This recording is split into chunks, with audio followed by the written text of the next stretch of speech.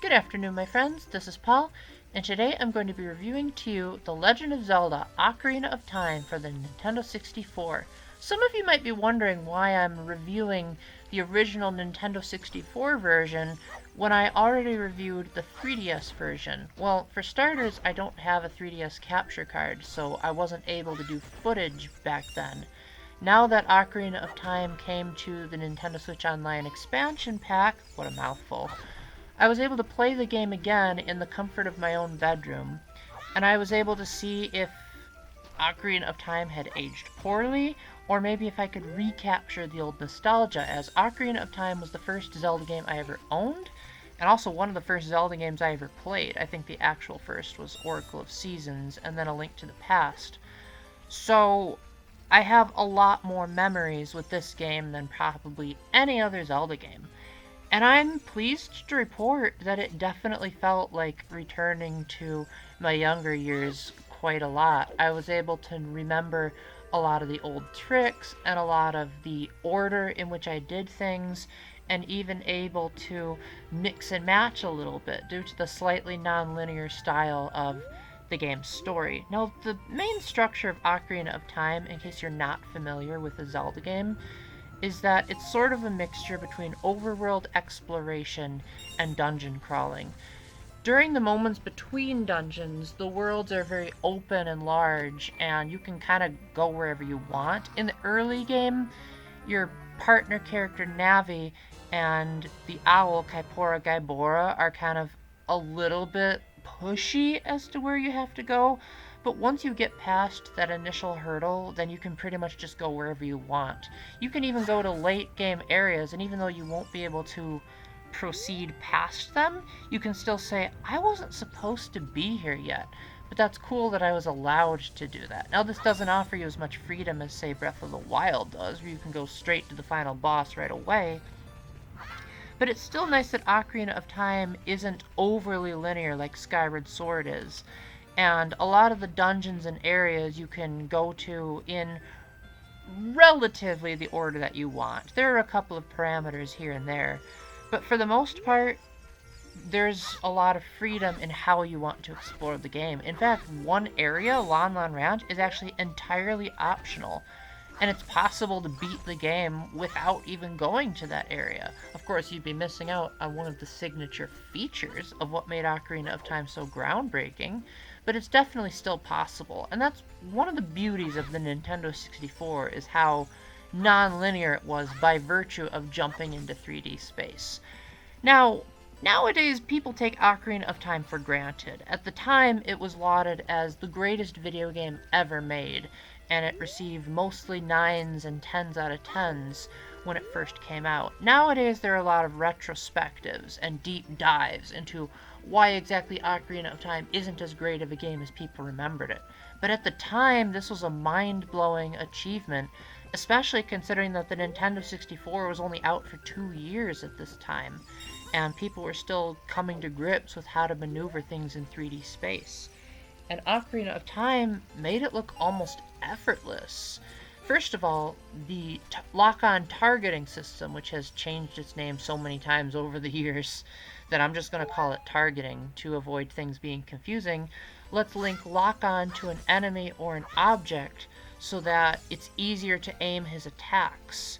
So for example, if Link targets an enemy, then even if he moves around, he will still be facing the enemy and just strafe around.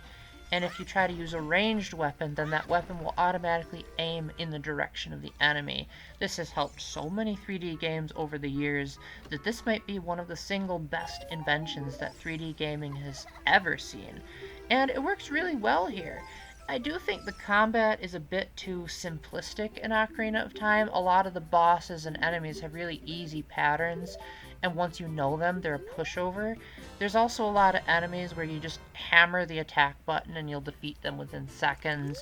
And then there are other times where the game doesn't register your slashes, and the enemy has to recoil while you're still slashing them 2 more times before the game finally catches up to you and realizes, shoot, the enemy's supposed to be being hurt.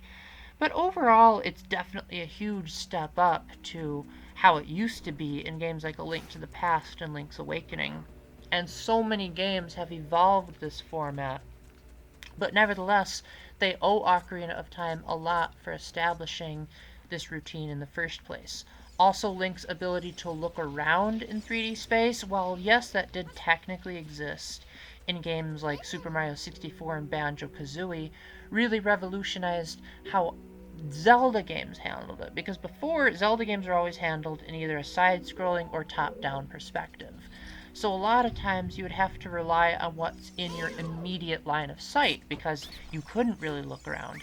In Ocarina of Time, a lot of the dungeons have a lot of height. So you'll have to worry about how tall things are in proximity to Link. You'll have to worry about where to aim your weapons as opposed to just shooting at whatever is shootable. This leads for some very ingenious puzzles, some of which haven't even been replicated in other Zelda games, and do a good job of making you sort of feel like this game is a true, almost pseudo virtual reality type of experience.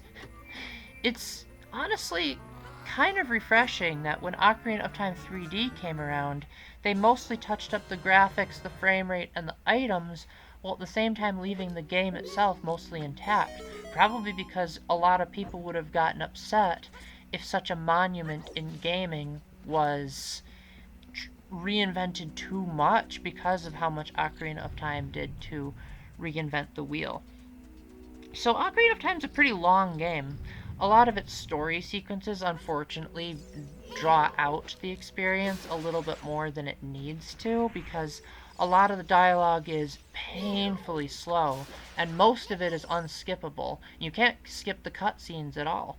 Although, to be fair to Ocarina of Time, at the time, cutscenes are pretty much unheard of in video games. And for Zelda games, you didn't just have to rely on exposition dumps. Now there could be sweeping camera angles, zooms in, character reactions, and they allowed the cutscenes to feel a lot more dynamic. Of course, nowadays you've got things like voice acting and much more expressions. In comparison, a lot of the characters seem to just kind of awkwardly stand there, their lips don't even move. Link himself is very much a blank slate character. He hardly ever emotes at all. And when he does, his eyebrows never move, so he usually has that angry look throughout the whole game, even when he's supposed to be happy. Like, during triumphant moments, he's not even smiling. So, they were pretty limited in how they could portray these cutscenes, but for the time, this was mind-blowing. There's a lot of dungeons to explore, and there's even an entirely optional dungeon and an optional area if you want to maximize your enjoyment of the game. So this is going to be a fairly meaty adventure, especially if you don't know what you're doing, and especially when you get to the water temple, where a certain item decided to be equipment instead of a regular item, which makes the process a little bit more tedious than it had to be. Ocarina of Time still holds up relatively well, in my opinion. A lot of the dungeons are expertly crafted, and there are some really cool ideas, especially when you get to the latter half of the game. Once you get to the big twist as to how the game handles the two worlds concepts, Ocarina of Time just becomes doubly mind-blowing. Admittedly, the concept probably could have been pushed further, but again, this was the starting point for games, and the fact that they achieved this at all as good as they did is absolutely remarkable. Now, one of Ocarina of Time's biggest problems that may hinder newcomers to the experience is that Ocarina of Time doesn't have a controllable camera. Now, admittedly, such a thing did exist back in the N64 days, but it was extremely limited. In Ocarina of Time, unfortunately, that camera doesn't exist at all. Now, yes, you can orient yourself by looking around, and once you exit out of first-person perspective, the camera will face the direction that Link was last facing. You can also use the targeting button to center Link when there isn't a targetable object around, but that isn't often the optimal solution. And admittedly, there wasn't really much they could do to get around the problem, but if Ocarina of Time were ever to have another modern remake, like going beyond Ocarina of Time 3D, that would definitely be something that would be a huge help, because there are certain instances, they don't happen very often, but they happened enough to make me annoyed, where I would have to face 2 or more enemies at a time, and I couldn't properly see what was going on, because if I tried to center the camera, then it would lock onto one of the enemies, and then I wasn't able to see the other enemy coming at me.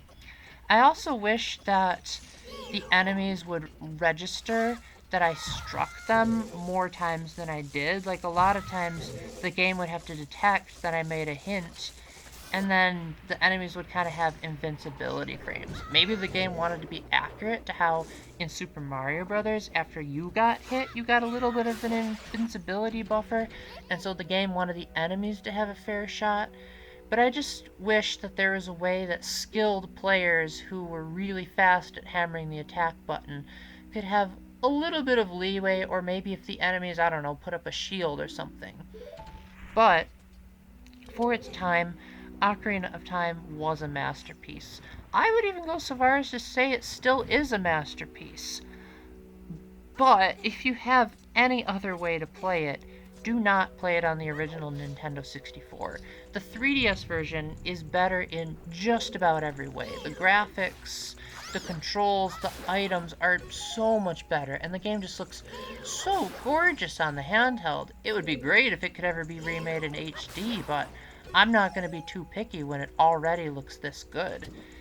Now, one thing I did forget to mention about the original Nintendo 64 version is that Ocarina of Time does a really good job of creating atmosphere. Even all these years later, Ocarina of Time really knows how to immerse you in whatever environment you're in. If if the sun is rising and you hear the rooster crowing, you really feel like it's an early morning experience, especially if you enter a town right when it's switching from night to day. It'll be like this twilight type setting, and the music won't even start playing because it's kind of like that, oh, what? I'm awake now type of feeling to it. The sound effects, while they're limited by the Nintendo 64's capabilities, do a good job of immersing you in the moment, and a lot of the dungeon music is very atmospheric. It's not often very memorable or hummable, but at the very least, it helps you feel like you're really, really there. Now, one particular reason, and this one reason only, why you would want to hunt down a legit Nintendo 64 cartridge is that the original version of Ocarina of Time had a version of the Fire Temple's music where it had Islamic chanting, and that was removed from all future versions due to Nintendo breaking their, at the time, policies against having overt amounts of religion. Even though they've since lightened up considerably, the version on Nintendo Switch Online still has the synthetic chanting in the Fire Temple, which I personally think is the inferior option. I kind of wish they would have just retroactively fixed that. Not to mention that there's a whole bunch of other little things that they tweaked, such as characters having green blood instead of red blood, possibly to lower the game's age rating. But if you have an option, get it on the 3DS, and probably also don't get it on Switch Online, because I've heard that there are certain textures and fog effects that don't properly display, but it's still perfectly playable, even if playing the Ocarina is a little bit awkward with the way the Switch's button layout is. Nevertheless, Ocarina of Time is still a fantastic game, and I bet a lot of you will really enjoy it. You might not like it as much on the original hardware, but whatever way you play it, you're going to be in for an atmospheric, revolutionary, amazing time. It hasn't aged perfectly, but then again, not really any game has. So I highly recommend giving it a buy. So with that, thank you very much for watching. If I missed anything, please let me know down in the comment section. And until the next time, keep the faith, stay epic, God bless, and let's hope another game comes along that reinvents 3D as much as Ocarina of Time did. Bye!